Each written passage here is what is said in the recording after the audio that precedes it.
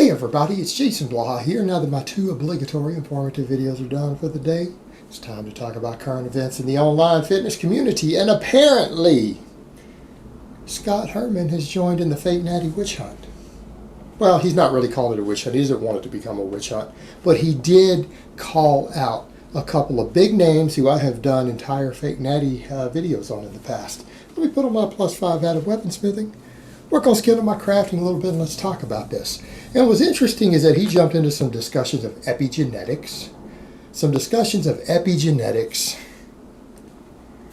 and mentioned that, yeah, that seems to be about muscle memory, that we seem to have some data these days showing that where does muscle memory come from?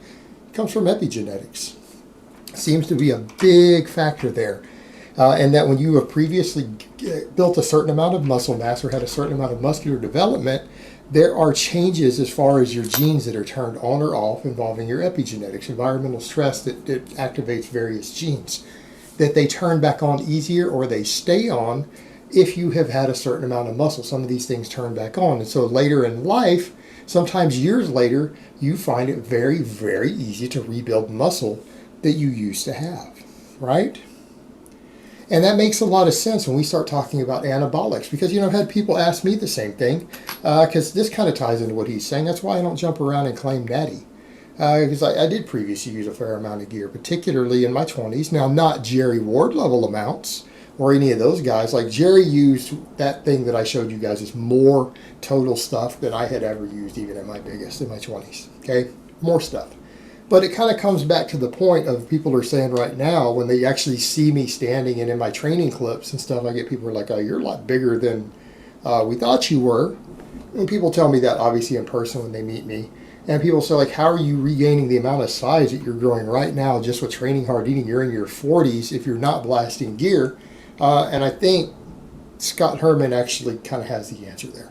Let's be realistic here. I have been bigger than I am right now. I have had up to probably 15 to 20 pounds more muscle than I currently hold. And then again, I don't look as big sitting here. If you guys watch some of my training clips from the last week, standing up and putting a belt on, you get a better idea. I mean, I'm not the biggest guy on YouTube by any means, not even close. But that's a perfect example that even on TRT without blasting gear, yeah, I'm probably above the amount of muscle that my frame would hold naturally. I'm probably above it right now, even in my 40s, and even after having detrained, lost everything, and even detrained a bit a few years ago during my move and everything else. I dropped back down under 200 pounds due to stress, not being able to train, dealing with an international move, a divorce, all that stuff. So yeah, I am getting bigger, and I think Scott has your answer there. And it kind of comes back to that point of, if people have used stuff in the past, can they really claim Natty? And I'm going to say no. And in fact, he's got that study looking at epigenetics. And what else have we seen out there? What else have we seen out there? How about that study done on power lifters? Nova, come here, buddy. Quit barking. Sorry about that, guys. You guys didn't hear him barking all morning in the training clips because I had that muted. He was barking anytime he wasn't allowed in the room with me. He's got separation anxiety. He's got to be around us if we're home. So, that study done on powerlifters showed that powerlifters who admitted to at least one continuous year of anabolic use, what happened?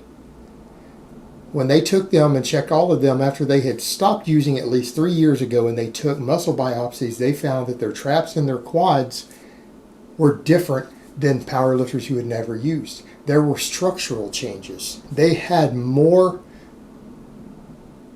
nuclei in their muscle cells. So in other words, all these people talk about all this nuclei overload training. So actually, that's not really true. Anabolics do that, though. Long-term anabolic use does seem to permanently, or at least 3 years after cessation, increase the amount of nuclei in your muscle cells. Why does that matter? Well, that's where the androgen receptors and stuff are in your muscle cells. And maybe that's one of the methods through which you see receptor upregulation. So yeah, it will make those muscles potentially more sensitive to exercise, and more importantly, more sensitive to testosterone than they previously were. That's a big deal. And that seems to happen years after coming off, still confirmed in studies. Combine that with the epigenetics and it makes sense. So when people have previously used stuff and they come off, you're not natty. And the same thing, these federations say, oh, you only have to be clean for 2 years, as if they can prove that, because they just run you through a drug test. But truth be told, these guys who've used a bunch of gear in their off season, and then they only get tested during their competitive season or at competitions of any type, completely useless. Completely useless. Because they're still going to keep most of the gains, or they're going to be able to rebuild it, even if they lose the gains, because that's usually what happens. People come off the stuff and they shrink. But that's because they're going into a catabolic state. Their testosterone levels crash. They don't use anything to bridge it. Yeah, they go into that condition and then their motivation drops and they train like crap, particularly if they never learned how to train. In other words, they used a bunch of fluff and pump isolation movements. In my experience, you shrink immediately when you come off stuff if that's what you do. But the muscle memory is there and they can at a later date rebuild it. And then, of course, he also compared it to women who go on Instagram, Photoshop their butts, and then sell butt building programs. That's how he feels with these guys, because these people use tons of gear, claim to be natural, and then they sell you information. And a lot of these guys literally know nothing about training. And I mean, when we talk about Jeff Seid as a perfect example, one of the people that he called out, what did I say years ago about Jeff Seid? What did I say about him? It's not that he was that big, it was the way that he looked, combined with the fact that he literally knew nothing about training and he was weak. Like, his training knowledge was non-existent. It was really horrifically bad, yet he was a men's physique IFBB pro.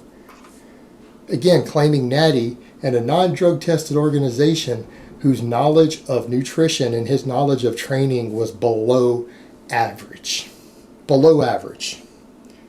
And again, well, people say, well, genetics. And that's kind of the point that Scott made. He said, you know, I've been in the gym business for decades, and I remember where were all these genetics years ago. Before people had access to the amount of drugs they have access to now, you didn't see people looking like all these people who claim Natty now. All the guys who looked incredibly jacked and had that look were all on drugs. Naturals didn't look that way. And he knew tons and tons of natural people who ate perfect, followed rigorous training programs for years, and their physiques looked nothing like Simeon, Panda, or Jeff Seid. Right? He pointed that out. He flat called both of them out, that no one looked like that, and he had seen thousands of people over his career, particularly further back, and nobody looked like that in gyms, even people who lived the lifestyle. So where were those incredible genetics then? There were people training back then. That's kind of the point, and that's why guys like Scott are getting pissed. Because Scott is doing his best to put out good information. I don't agree with everything he says, but I think he gets a hell of a lot right. Put their life into it. Has made a name for himself doing this. Right? He's worked as a trainer. I think he's a gym owner now. Has a massive fitness YouTube channel. Trying to do it as a natty, and then competing with all these guys who blast tons of trend. Tons of trend. And again, it's not just the size, because Jeff Seid is not that big. I have met Jeff Seid in person. He is a lot smaller than you think he is, but that is actually one of the points. It's the look.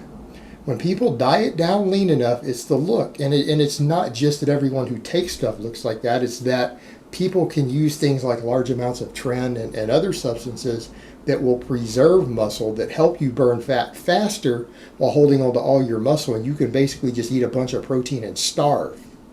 So then these guys maintain all of the muscle that they built on the drugs. They get ultra lean, and then they get that full striated look from the drugs themselves also, because a lot of them cause glycogen supercompensation in the muscles. They keep them fuller, keep them rounder. When if these guys were completely clean, they would be looking emaciated. If they tried to do the same diet they were doing and diet down, they would look emaciated because they would be losing muscle. They wouldn't have fullness. Their glycogen stores would be heavily depleted all the time. But again, they would be losing muscle mass and starving themselves down the way that they do. But they use the drugs to keep all of that size, and in some cases even gain a little bit, and then claim natty. And so that's what we mean by the look that the drugs give. It's that when you get to a certain level of leanness, your body starts cannibalizing muscle tissue. And in some cases, you preserve it better if you have a lot of knowledge of diet, a lot of knowledge of training, but these guys don't. Their actual knowledge of training and nutrition is usually really, really bad. And why would it have to be good? They don't need it. They can always up the dose. And yet these are the people that everyone is getting their advice from because of the look. And I think it's fair for Scott to call people out on that, because Scott does kind of chase the look. He is a slightly more aesthetics-oriented guy. I care about performance more. There's a strength and conditioning channel. But you got the guys who are trying to sell a look, and that's what they're competing with. And it's crazy, because when you listen to some of these guys talk in their training, they are literally morons when it comes to training. And that's the scariest part, is that, yeah, there are a lot of guys out there who use gear who are very knowledgeable, who know a lot. But there are 3 times as many who are putting out information who use the same amount of gear who literally know nothing. And it's downright scary listening to them talk about training. But then they have hundreds of thousands of followers who are listening to it and wasting their money, then wasting their money on supplements, wasting their money on programs, diets, and just spinning their wheels. And they are never going to look like those people. And it's a con. It's fraud. It is basically committing fraud. And so I think it's good on Scott for calling people out. All right, guys, but that's really all I have to say on that today. I hope it's been informative, and I will talk to you guys next time.